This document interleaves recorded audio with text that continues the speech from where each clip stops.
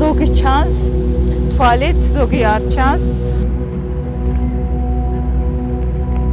პირველი თემები იყო ხიდის თემა და ისე ვუმტკიცებთ, რომ ეს ხიდი არის გასაკეთებელი.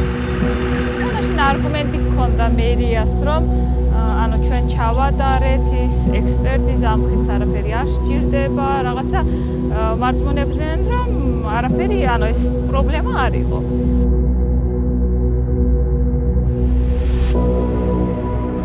რაღაც წლები გავიდა, ისევ საუბრობთ და ერთხელ მიმართეთ ჩვენ ექსპერტიზის ბიუროს.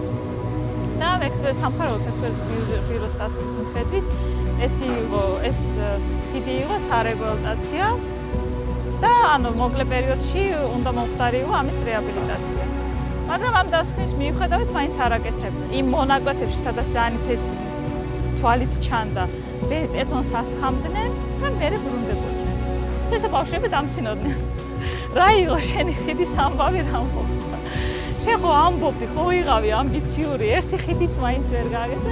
ესე დამცინოდნენ და მეც თავისთავად ძალიან ისე ვისტრესობოდი. გავგეგმეთ საპროტესტო აქცია სოფელში. ანუ წარმოიდგინეთ, ტენდერი ძინაძესაც იყო გამოცხადებული, მაგრამ არავინ არ მიიღო მონაწილეობა ამ ტენდერში. აი ვაფშე არაფერი არ ხდებოდა, მაგრამ საპროტესტო აქციის პარალელურად დაიწყო რეაბილიტაცია და ხო, შედეგი სახეზეა. საბავშვო ბაღის ამბავი პეტიციას რო ვაგროვებდი ხელმოწერას. ეს იყო ძალიან ისეთი თემა ჩემთვის. ზოგადად აქ ჩვენ გარეთ ისე თავისუფლად არ გავდივართ, მანქანით გავდივართ ხოლმე და ისეთ პერიოდს დაემთხვა, რომ ჩემების მანქანა იყო ფერმაში, აქ ჩემი ოჯახის წევრები არ არიყვნენ სოფელში და მარტო მომიწია, ჩემ მეგობრებს არ ეცალა და მარტო მომიწია გასვლა სიარული სოფელში. ალბათ 200-300 ოჯახში შევედი და ხელმოწერებს ვთხოვდი. უცხო ოჯახში, უცხო სახლში. სანამ ჯიშკარს ვაღებდი, მანამდე ფიქრობდი ძალიან ბევრს, ემზადებოდი. არა, უნდა შეგეძოს ბაღისთვის, მიდი შენ შეძე და რაღაც ძალიან ყოველჯერზე ისე იმით შევდიოდი სახლებში.